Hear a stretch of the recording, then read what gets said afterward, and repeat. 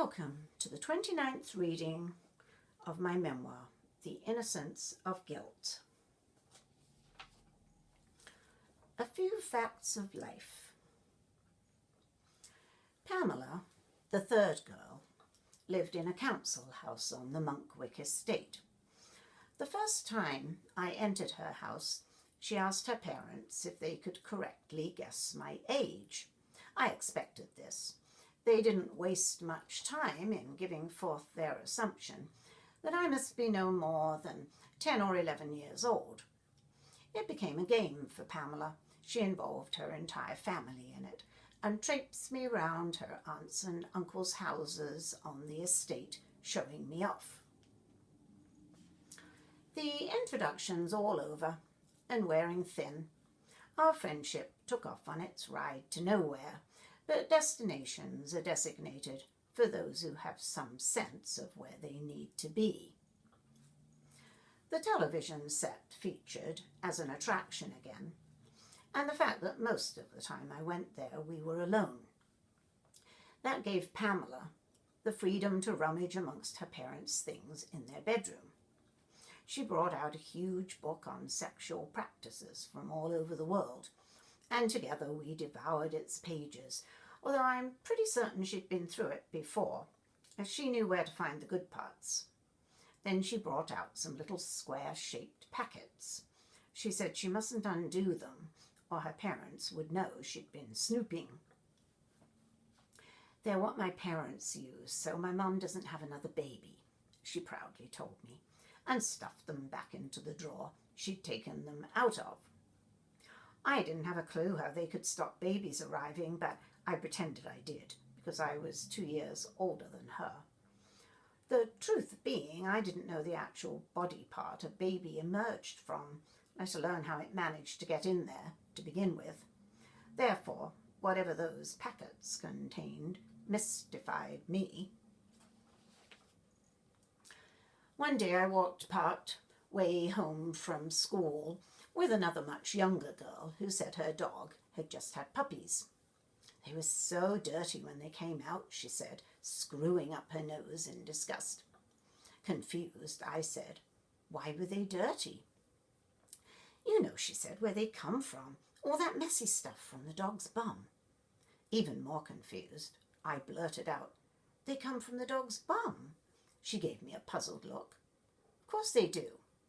That's why they're so messy. But their mum licked them all clean, and they're really cute now."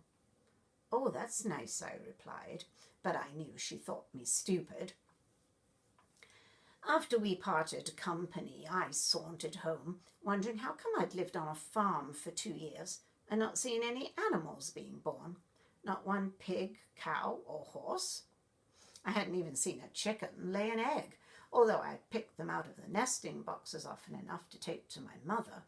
I knew that fluffy yellow chicks came from eggs because my father had had some hatch once, but obviously much had escaped me. Out in the back garden, I lingered by the chicken coop, determined to see an egg emerge from a chicken's bum, but the chickens became agitated with me standing there and refused to perform. Every day I went out and stared at them until Mum saw me and asked me what I was doing. Too embarrassed to tell her, I avoided her suspicious looks. I never did see a chicken lay an egg, and for the next few months I believed that babies came from the same place that bowel movements came from. I didn't even know what my monthly period was for, other than it being a nuisance of the highest order, and painful too. I bled heavily during my periods, so had to tote bulky sanitary pads with me to school. They took up all the space in my satchel that my school things needed, and I went to great lengths hiding them from the other girls.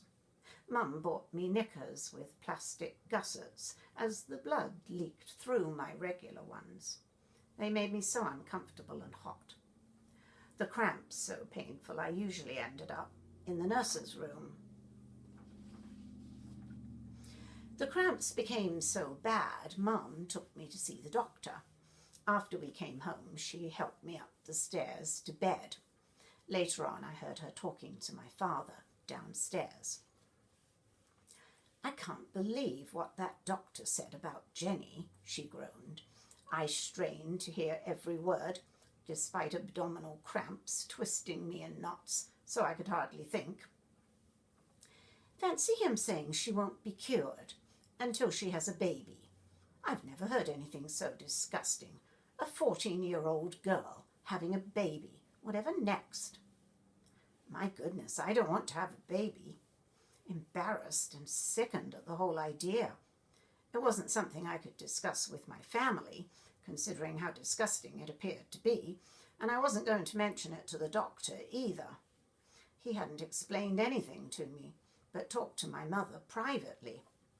From then on, if I as much as looked with pleasure at a baby in a pram, she looked daggers at me as if to say, "Don't you get any ideas?" And with that look in her eyes, I didn't. The painful cramps continued, giving me 3 solid hours of excruciating pain every month. Lying in my parents' bed on one of those occasions, so Mum could check up on me and not disturb David, I left my body and floated up to the top of the chimney breast, where I looked down at myself in the bed. It scared me so much, I instantly willed myself back down. I didn't dare say anything to my mother about it. I had another reason to keep away from our family doctor: the previous year's polio outbreak. Many children at my school had been affected.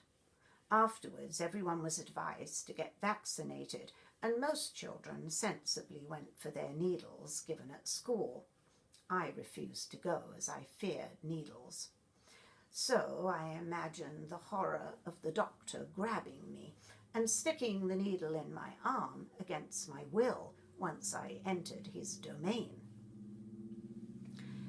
Then the children who contracted polio gradually returned to school, some with obvious disabilities. A girl in my brother's class came back on crutches, one leg uselessly dragging on the ground. This sight so frightened me, I told my mother I wanted to have my needle right away. I didn't care how much it hurt. I couldn't bear to have a paralyzed leg. She made an appointment for me at the doctor's surgery, and I took myself off in some distress, but prepared to get it over with. At the surgery, I bravely waited for the needle. The nurse poked her head around the door, saw me sitting on the bench, and came over to me with a teaspoon in her hand. "Open your mouth." "What for?" "It's your polio vaccine. It's in the sugar lump. You don't have to have a needle anymore." So relieved, I couldn't believe my good fortune. In one way, though, a little cheated. All my courage worked up for nothing. I decided not to fuss about needles anymore. One day I sat against the playground wall when a friendly 4-eyed monster passed her glasses around to the other girls to try on. When they reached me, I popped them on and instantly realized how much clarity the world displayed. I could see right across the playground and pick out the details of what the children on the far side wore. The school building's outline well defined, with each red brick's sharp edges standing out clearly. Fuzzy green blurs evolved into leafy trees.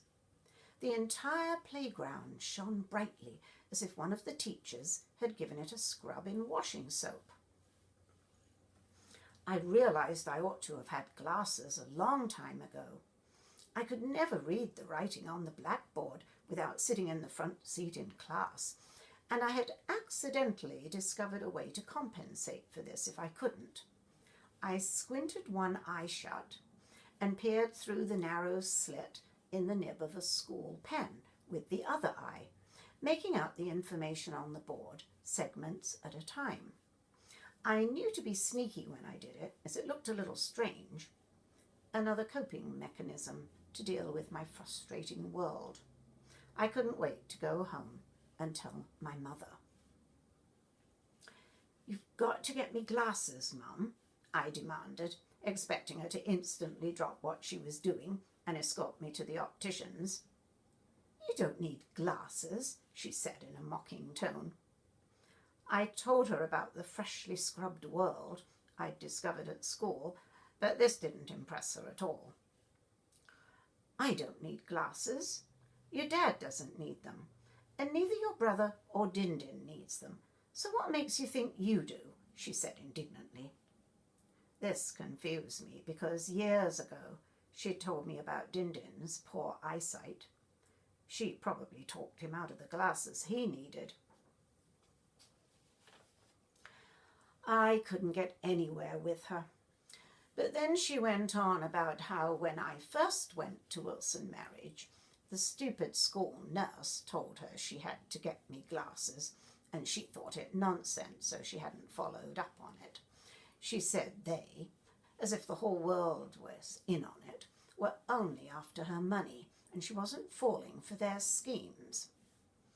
I could hardly believe it. All my childhood I had obviously struggled to see the world.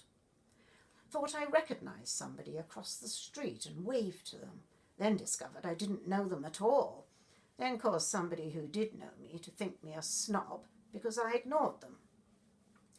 No wonder I didn't make friends easily. I had been shortchanged by being denied the right to see properly, and it was all my mother's doing. Furious at her, I discovered I could obtain glasses free of charge on the National Health. Mum didn't have to pay a penny. How come she hadn't known that? Off I went to the optician's on North Hill and took an eye exam. I turned out to be very short-sighted.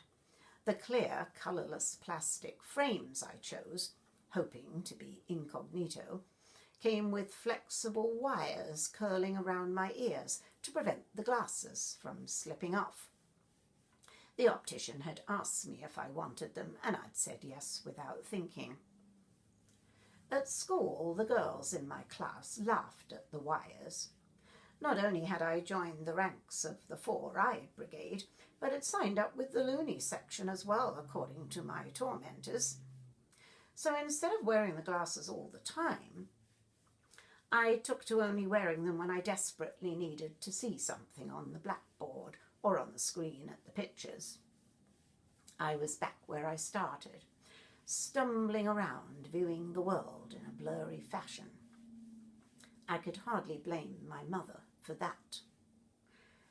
And I could hardly blame Pamela for not wanting to be my friend anymore, because I spent much of my time acting like the 10-year-old I looked like.